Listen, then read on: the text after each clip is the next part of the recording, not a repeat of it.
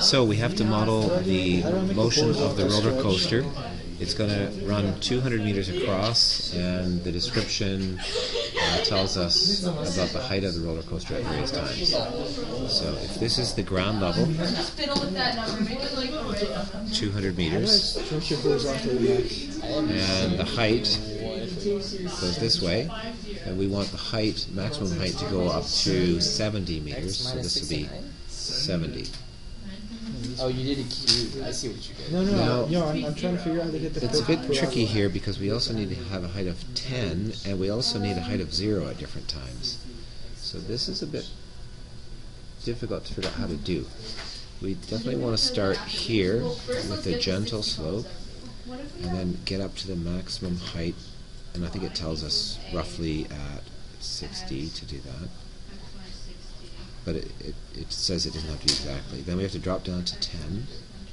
Then we have to go back up again, and it's meant to be a smaller height over here. And then we want to come back down and level off for a smooth landing. So if you think about this, you can see that this part here is probably going to have to go back up again. And on the left, it'll have to go back up again as well. So this is actually kind of hard to figure out how to do this initially. But one way to get around this using math that we already know, with no special tricks involved, is to place the x-axis here. No, but it's a plus 70.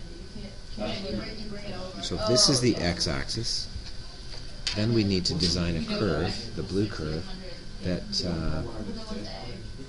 has the x-intercepts shown in this picture. So this would be at, I don't know, maybe, let's say it's at 130. And that looks like a double root at 130. So that would mean we'd need a factor of x minus 130 squared.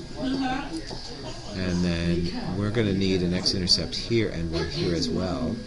And we're just going to estimate these values, and then we're going to probably discover that they're not quite right. But I'm thinking 190, and this one might be 210. We're going to have to play with these in our graphing software to make them work.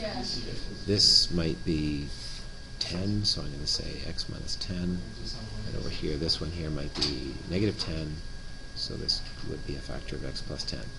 So all this stuff is going to get multiplied together, and we'll need some sort of vertical stretch factor, which I don't know the value of. So I think our function will look something like this. So what I'm going to do is type all that into Desmos and see what happens. So here we are in Desmos. I'm going to call the function f of x. I don't know what the a value will be, so I'll leave it out for now. And we wanted x plus 10. We wanted x minus 10. We wanted x minus 130. Oops. You're very close. We wanted x minus 130 squared. We showed you, Max. I have an idea. Squared. I have an idea. Go try. And then we wanted x minus 190. And we wanted x minus 210. And I don't know if it's going to work yet, but let's see what happens. Well, actually, I don't even see the graph, so something's wrong. Maybe I have to press enter. No, I don't see the graph. Oh, hang on. Now I see the graph. So what I need to do is adjust the scale so that it becomes more visible. I'm just adjusting the scale using my fingers on the screen. And this graph is way too tall. You can tell by the red lines. So we'll put a vertical stretch factor here, or a compression factor, it looks so similar. which would be a fraction, like maybe 1 over 100. That's not enough. Let's make it 1,000, 10,000. Bigger, bigger, bigger. And now the function is coming into our view. So that's not bad. Let's just think again. If the green thing is our x-axis, then really this height here has got to be 60. And then afterwards I'm going to shift the curve up or down to make it 70.